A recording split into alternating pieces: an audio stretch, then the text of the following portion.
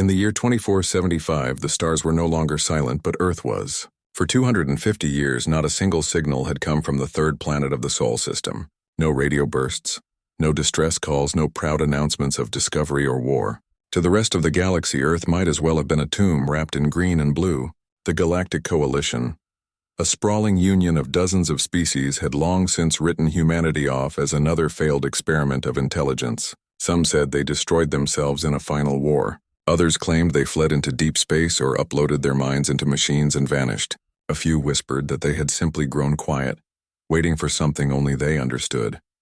Kalen Voss stood on the observation deck of the scout vessel, Lee Dawnwarden, his hands clasped behind his back as he watched the pale blue dot of Earth drift slowly across the viewport.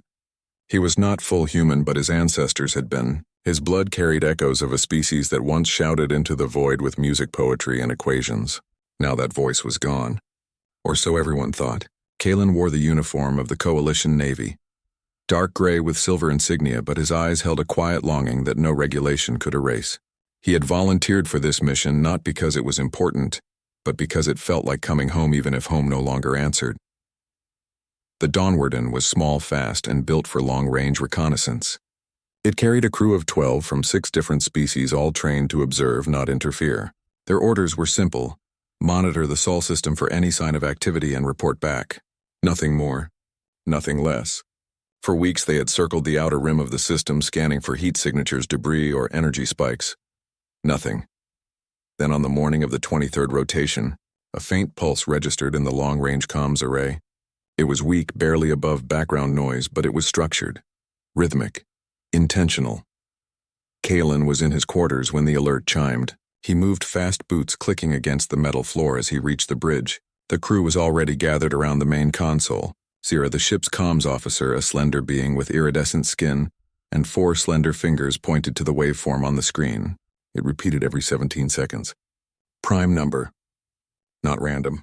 Not natural. Play it, Kalen said. The sound filled the room. Not music, not speech, but a cascade of tones that shifted like wind through ancient trees. Beneath it, a voice emerged, thin and distant, but unmistakably human. It spoke only 3 words in a language most in the room barely recognized. We are ready. Silence followed. Even the ship's hum seemed to pause. Kalen felt his chest tighten. He had heard old recordings of human voices in archives. This was different, calmer, deeper, as if centuries of noise had been stripped away, leaving only what mattered. Is it a trap? Zira asked, her voice low. Maybe, Kalen replied, but it does not feel like one. The Coalition had strict protocols for first contact or recontact, as this might be. Any signal from a previously active world required immediate verification and a full report to Central Command. But Kalen knew that once the report went out, the quiet would end. Fleets would come, scientists, diplomats, spies. Earth would be dissected, studied, and likely claimed. He looked at the blue planet again. It had waited 250 years. It could wait a few hours more. Hold the transmission, he ordered. I want to confirm it is real. Run it through every filter. Check for mimicry or deception. But do not send anything beyond this ship. The crew obeyed. Over the next cycle, they analyzed the signal from every angle. It originated from a point in the southern hemisphere near what old maps called Patagonia. No energy signature accompanied it. No power source detected. It was as if the message came from the land itself. The voice matched no known human vocal pattern in the archives. Yet it carried the unmistakable cadence of someone who had spoken English for generations. The phrase "we are ready" appeared in no historical database. It was new, fresh, meant for now. Kalen sat alone in the mess hall that night, staring at a cup of synthetic tea. His mind raced. Why now? Why after all this time? What had they been doing all these centuries? And what did they mean by ready? Ready for what? Or peace, judgment, or something none of the Coalition could imagine? He remembered stories his grandmother used to tell him when he was a child on the orbital habitat of Viridia. She spoke of Earth as a place of chaos and beauty, where humans built towers that scraped the sky and songs that made strangers cry.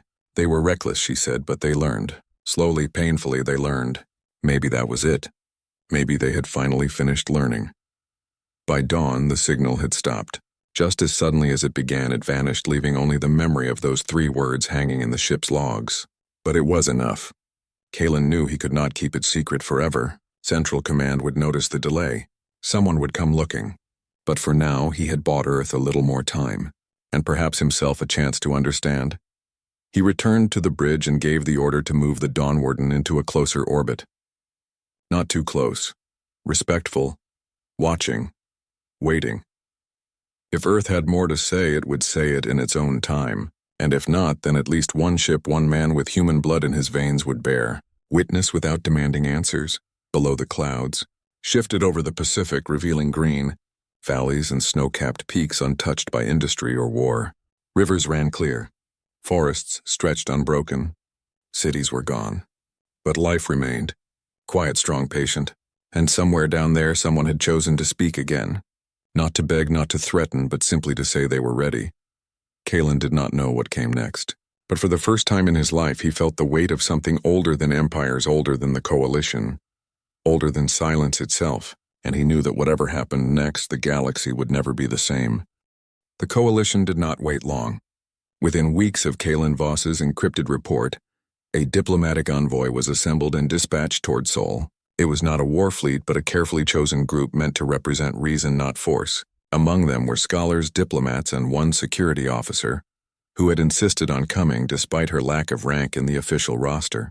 Her name was Nora Bennett, and she carried a data chip in her pocket that held the last known image of her great-great-grandmother standing in a field of sunflowers somewhere in Kansas.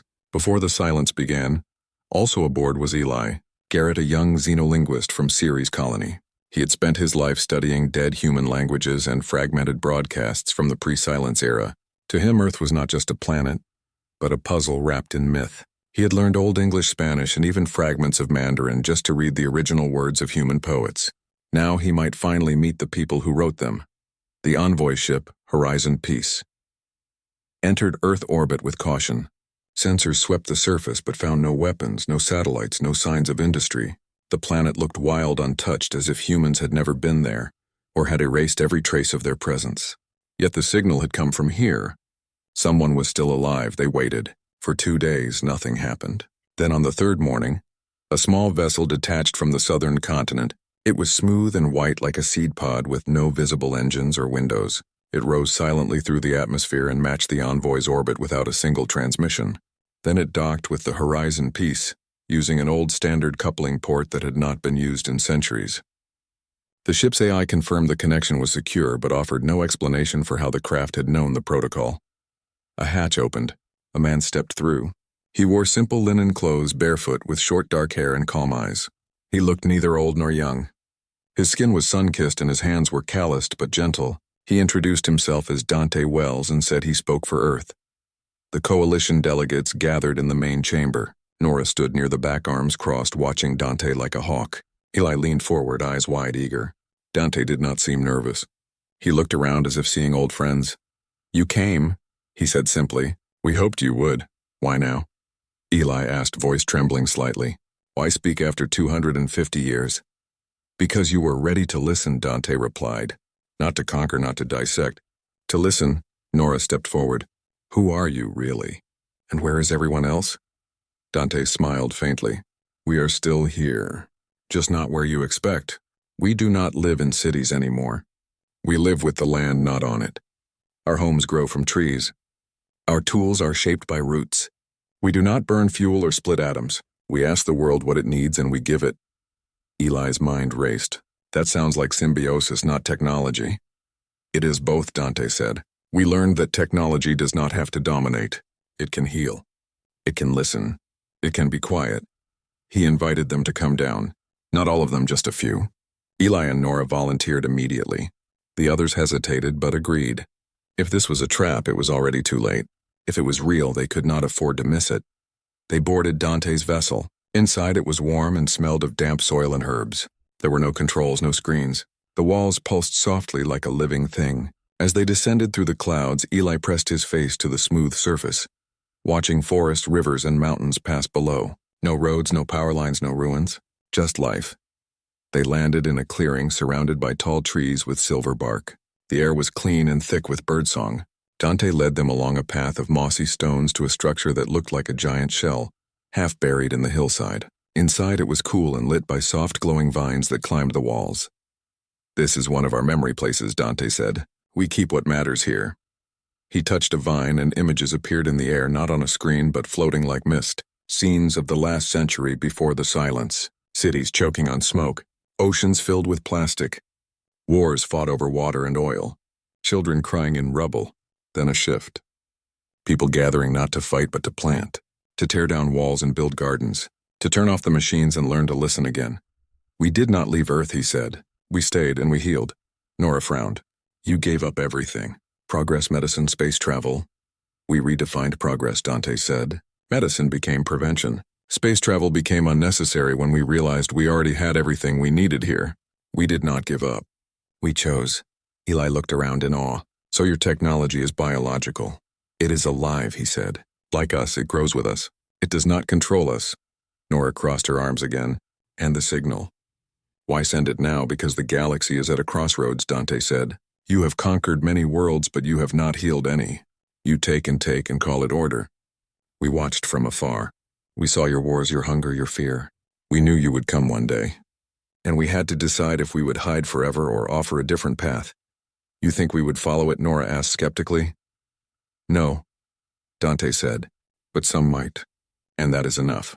Eli stepped closer. "Can I stay?" "Just for a while." "To learn?" Dante nodded.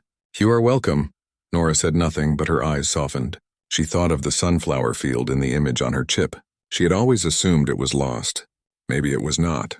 Maybe it was waiting. As dusk fell, they sat outside watching the stars appear one by one. The sky was clearer than any they had ever seen. No light pollution, no satellites. Just the universe in its raw silence.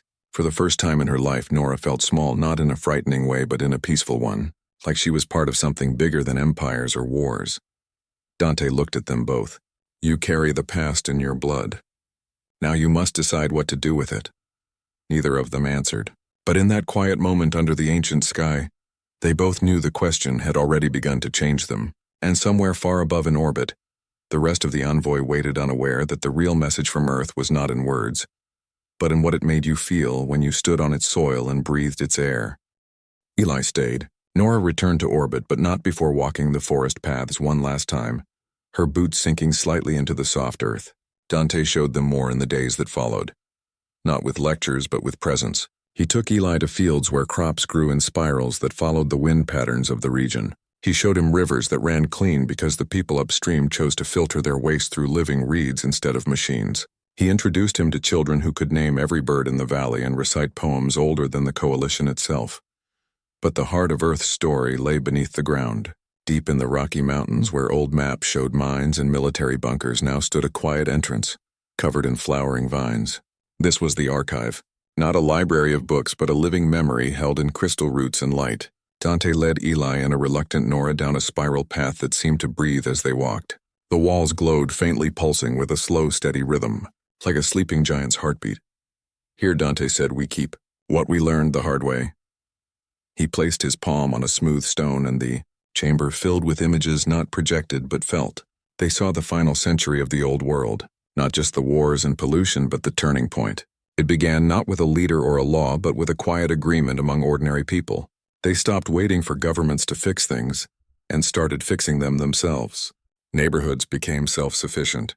Schools taught cooperation over competition. Factories were turned into greenhouses. The last oil well was sealed not by decree but by community vote. It was not fast. It was not easy. Many resisted. Some fought.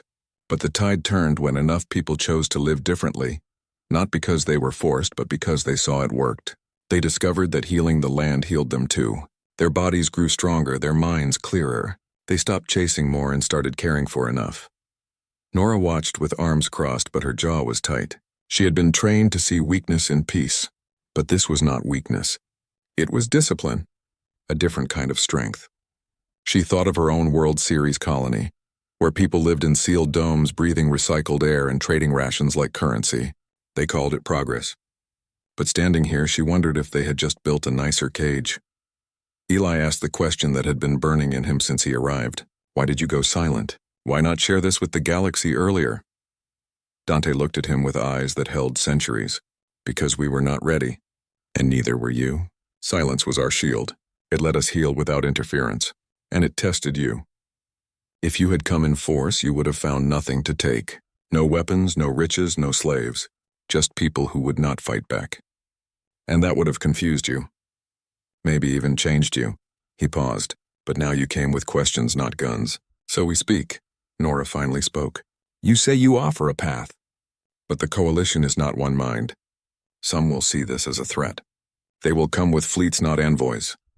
Then let them come, Dante said calmly. We will not hide. We will not fight. We will simply be. And if they cannot understand that, then they are not ready. But if even one ship leaves changed, then the silence was worth it.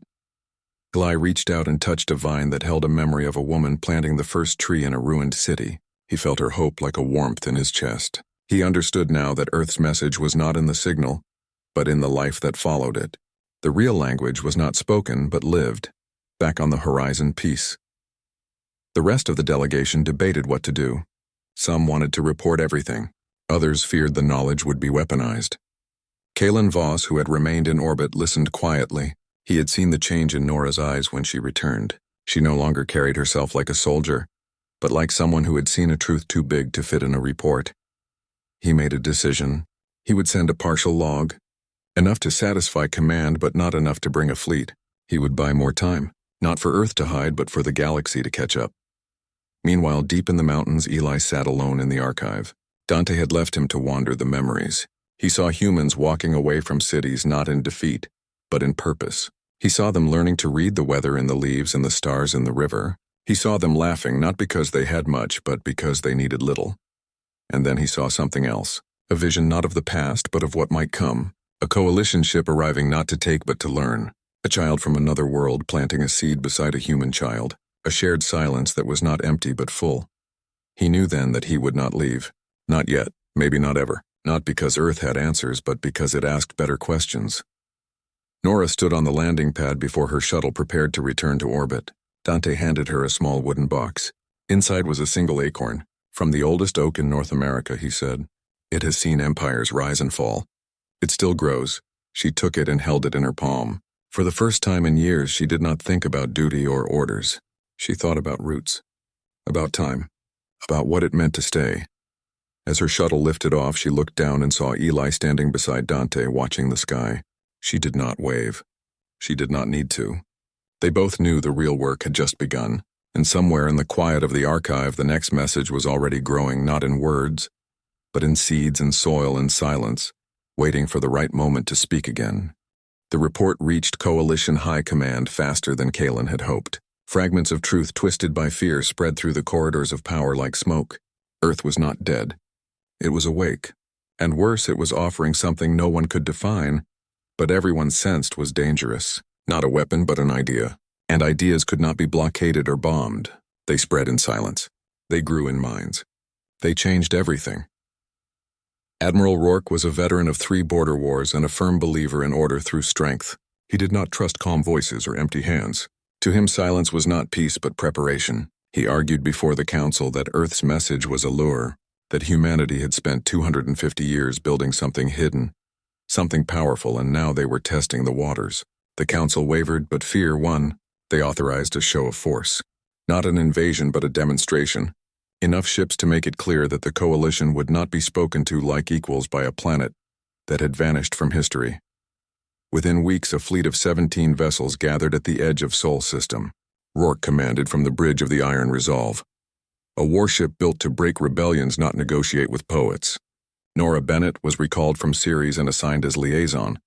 Though she knew her real role was to be a human face on a mission that needed none, she boarded the ship with the acorn still in her pocket and a knot in her stomach. When the fleet entered Earth orbit, they found no resistance, no weapons charged, no shields raised.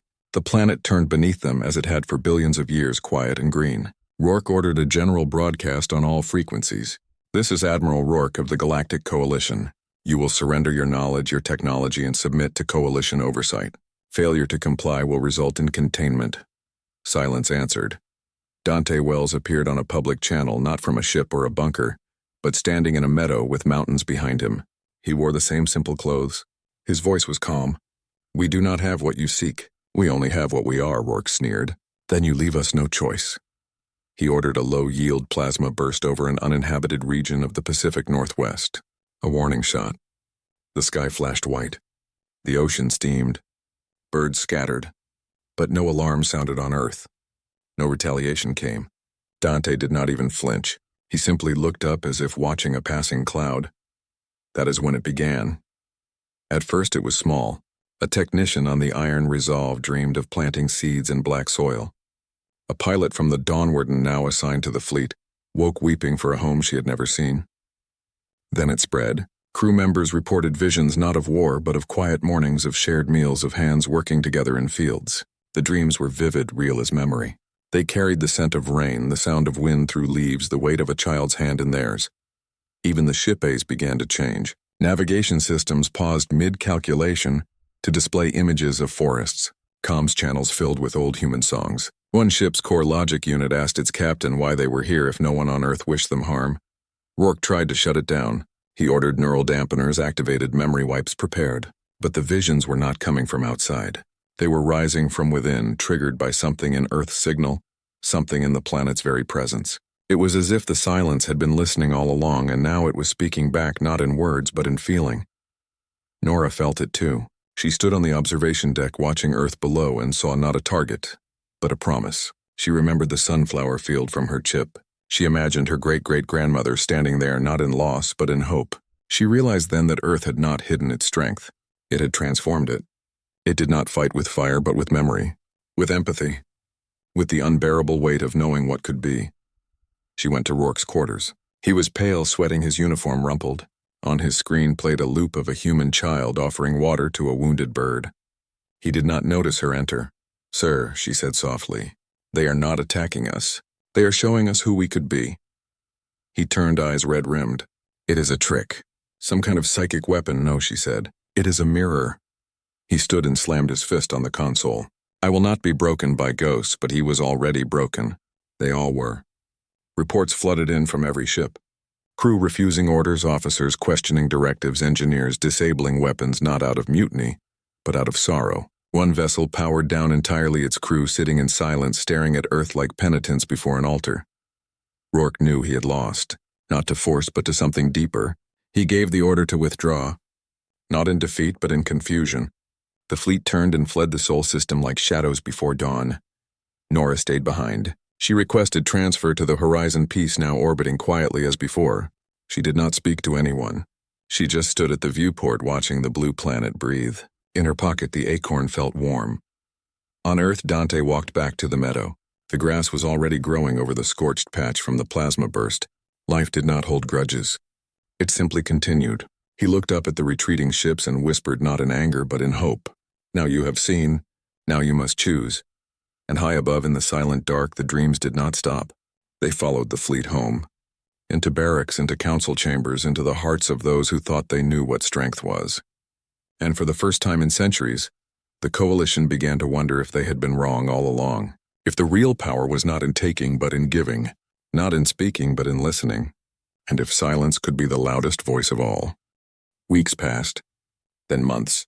The fleet returned to Coalition space not in triumph, but in quiet confusion. No one spoke of the mission in official logs, yet whispers spread faster than any report. Soldiers who had fired plasma at an empty meadow now refused to load weapons. Diplomats who once demanded tribute now asked how to heal their own worlds. Even the great shipyards on Kestros Prime paused production to plant gardens on their rooftops. Something had taken root not in soil but in souls. On Ceres Colony, a group of miners shut down a deep core drill, not in protest but in care. They said the rock had a rhythm and they would not break it. On the desert moon of Virel, a warlord known for burning villages laid down his blade and began digging wells. No one ordered it. No one explained it. It simply happened like rain after a long drought.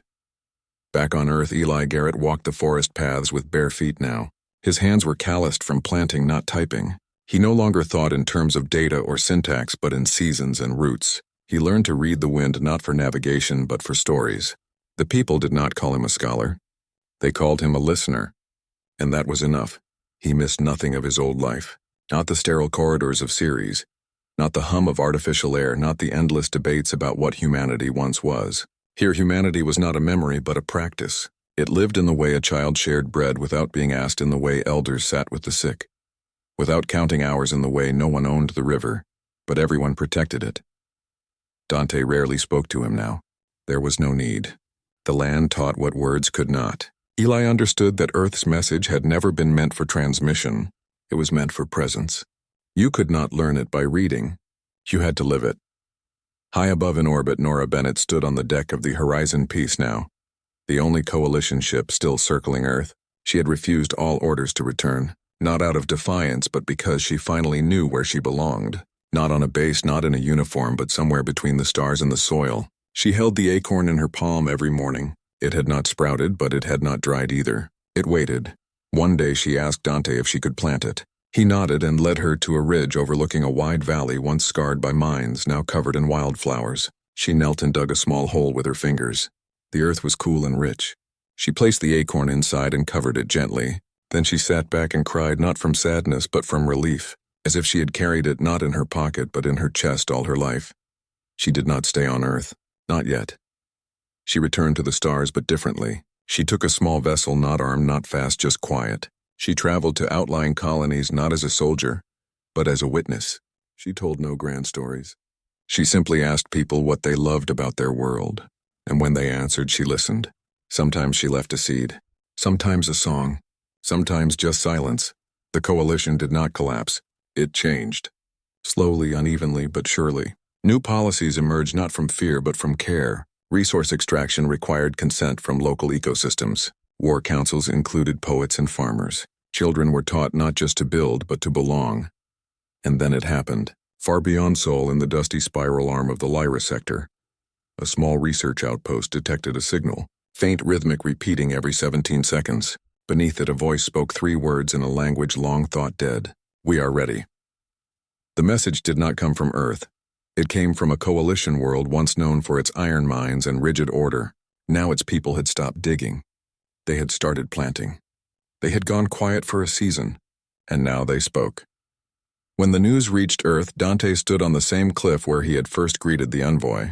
The wind carried the scent of pine and salt. He did not smile, but his eyes softened. It had begun. Not as conquest, not as doctrine, but as echo. One world touching another, not with force, but with feeling. Eli joined him. He carried a basket of fruit from the valley. They ate in silence, watching the sun dip below the horizon. No words were needed. The work was no longer theirs alone.